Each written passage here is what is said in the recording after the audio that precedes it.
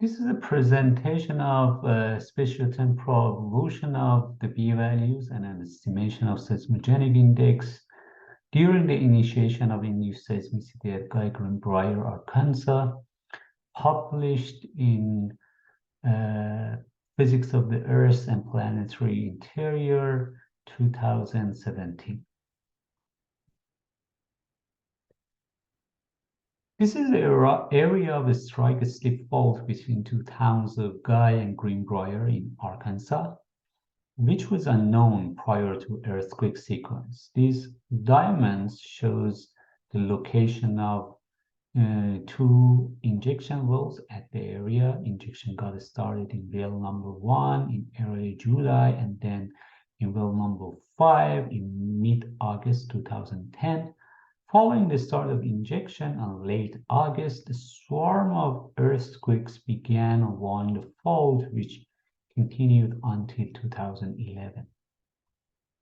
The fault is approximately 13 kilometers long.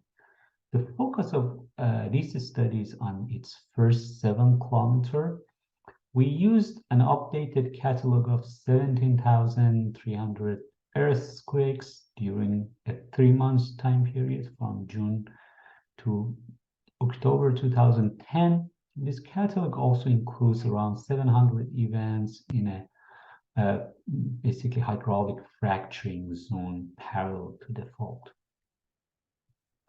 Based on the density distribution of the earthquake, we can divide this part of the fault into two segments, northern and southern segment. The northern segment itself consists of 3 patches of seismicity. These are the p-value maps using common grading techniques in both map view and cross-section along the fault.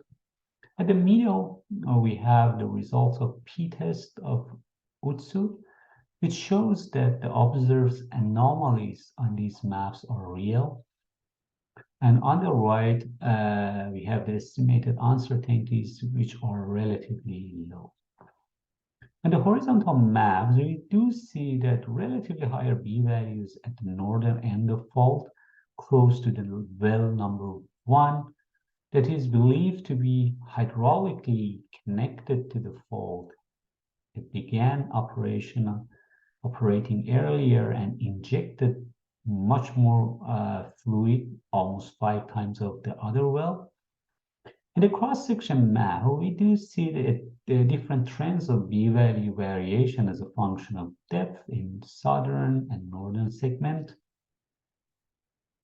To explore this a bit more, we have calculated the p-values as a function of depth for each of these segments and a whole population. The southern segment shows that the p-value decreases with depth. This is expected pattern for normal crust, probably because of a higher confining stress level in deeper part of the fault.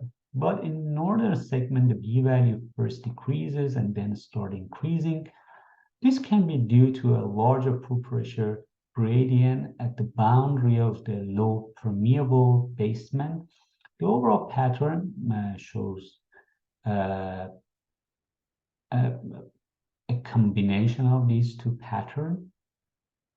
And to evaluate this curve-shaped area of high p-value in the northern segment, we first estimated the diffusivity from the RT plot of seismicity in the northern segment.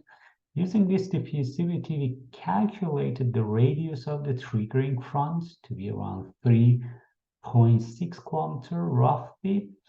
If we plot this radius from the injection point on top of the p-value map, we do see that it closely follows the high p-value feature. This indicates that the triggering front has a higher ratio of smaller events.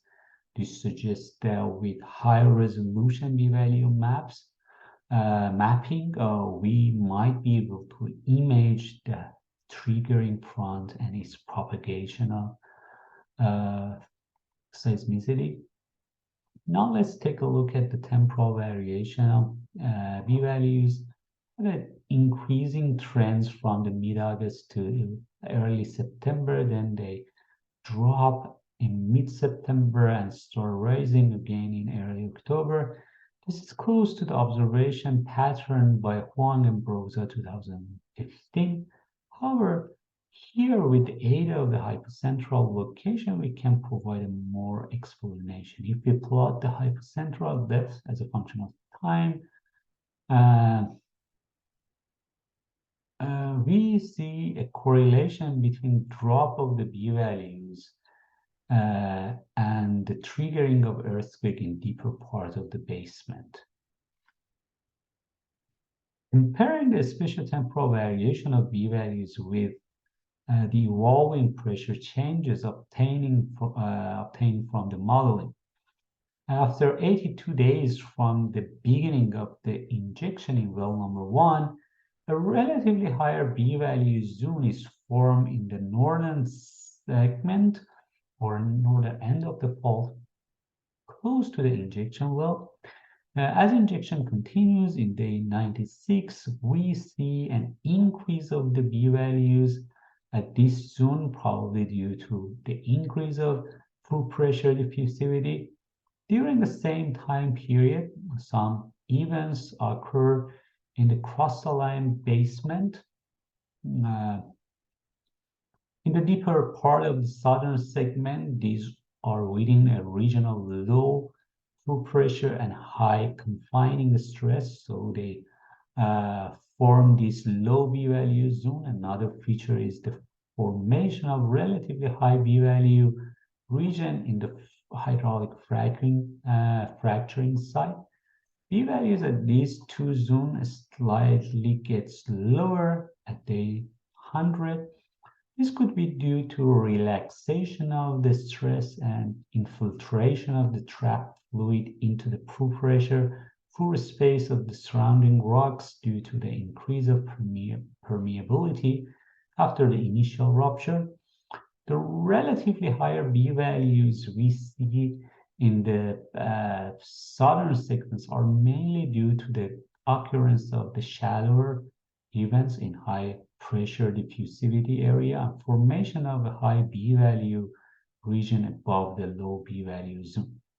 At day 106, the horizontal map shows the highest B-values are located at the northern end, close to the well number 1, which from the modeling result, we see that is the dominant source of the pressure diffusivity. From the cross-section, we can see that the high B-value zone has migrated to the deeper part of the fault. We can conclude that two different diffusivity mechanisms exist in the northern and southern segment. The northern segment, the propagation of the pore-pressure changes and the resulting induced earthquake have a downward migration pattern, whereas they have an upward pattern in the southern segment. Using the overall B-values for each time period and the injection information, we also have estimated the seismogenic index for Guy-Greenbrier fault after 82, 96, 100, and 106 days of the injection. Using the seismogenic index and B-value, we can estimate the probability of occurrence of induced earthquake larger than a given magnitude from the beginning of the injection until time t using this relationship. So we calculated these probability curves for each time period.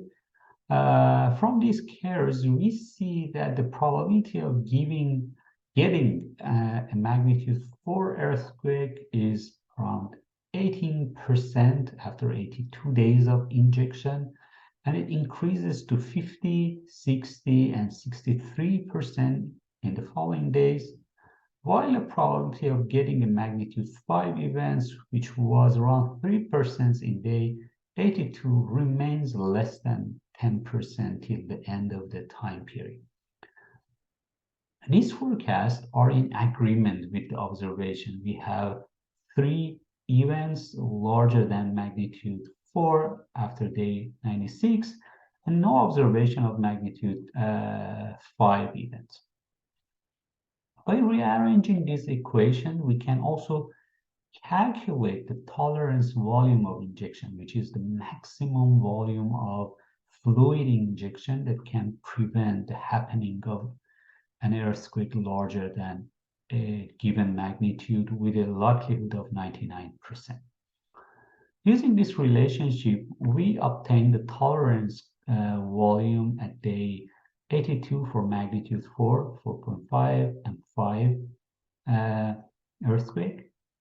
This suggests that by keeping the additional injection volume lower than these values, we should have been able to prevent the occurrence of large events. However, until day 96, an additional volume of 24,000 cubic meter was injected, which is higher than the tolerance volume for magnitude 4 and 4.5, and in agreement with the observation of 2 local magnitude 4 and 1 magnitude 4.4 events and absence of any magnitude 5 events.